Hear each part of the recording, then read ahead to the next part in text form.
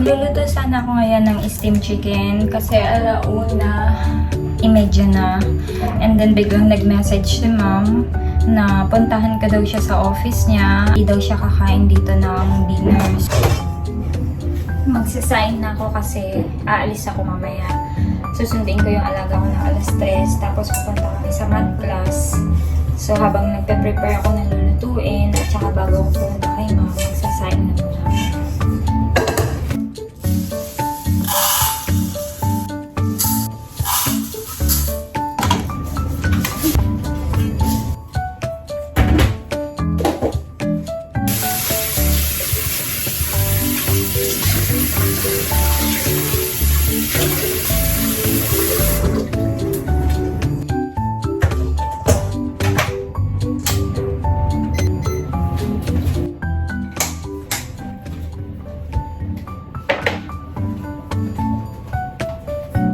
Dahil hindi nakakain si ma'am dito, tatabi ko yung isa.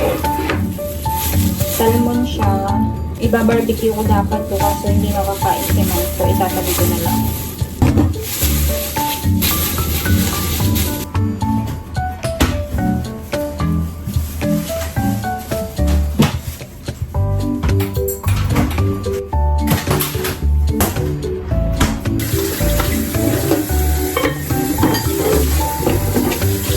Inaantay ko pa yung reply ni ma'am. Maglilinis muna ako ng unti. At saka ako pupunta kay amo para kunin yung gym bag niya. Kasi hindi daw siya dito magbibigay.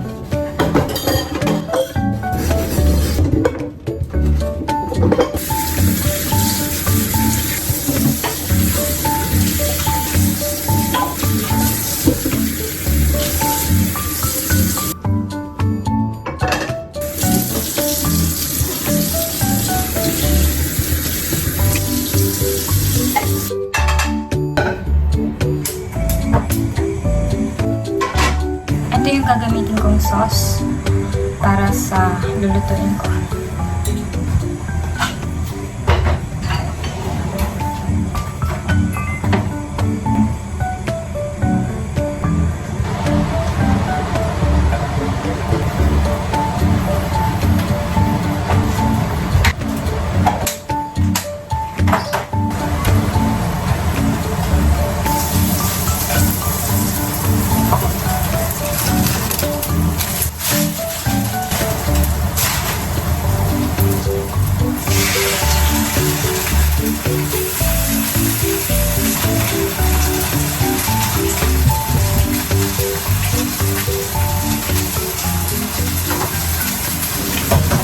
Sa soya sauce ko na lang siya. Ito yung gamit.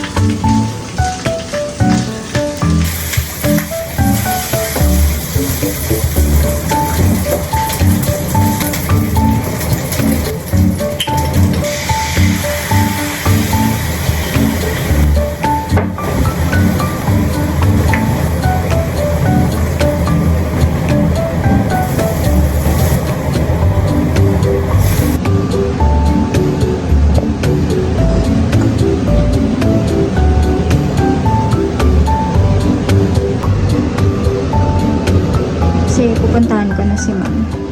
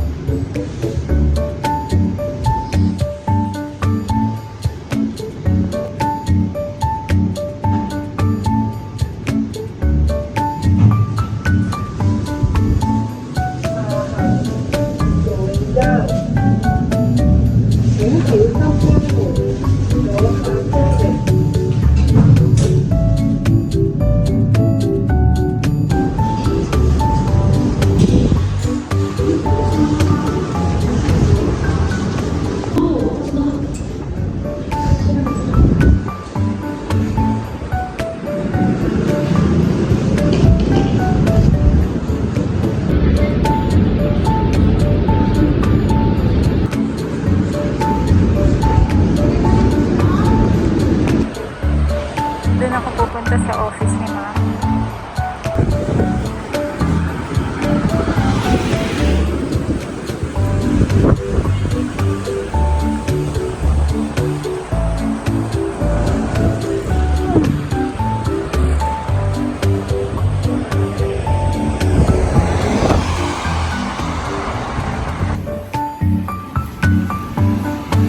Yung office ni ma'am, malapit lang sa building namin. Ayan yung building namin, yung kulay blue-green.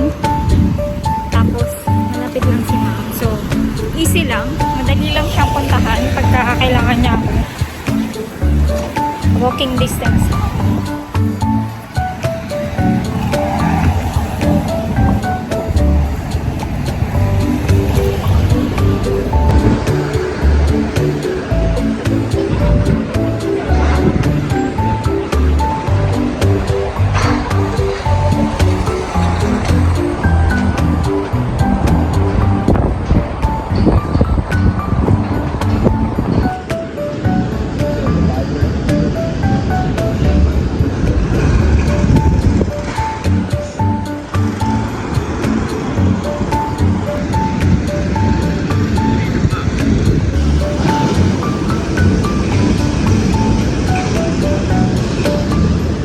Hindi ko na nga na-video yung pagkikita namin ni ma'am kasi andun na siya, antimano sa pinaka-entrance ng office nila.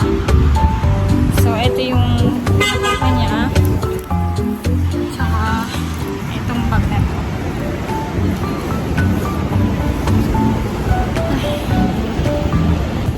Sinabi din pala ng amo ko sa akin na lahat pala sila hindi kakain sa bahay. So, naluto ko na yung chicken, di ba? Pero sabi naman ni ma'am, okay lang. Itabi ko na lang daw sa ref. Tapos yung the rest, wag ko nang iluto.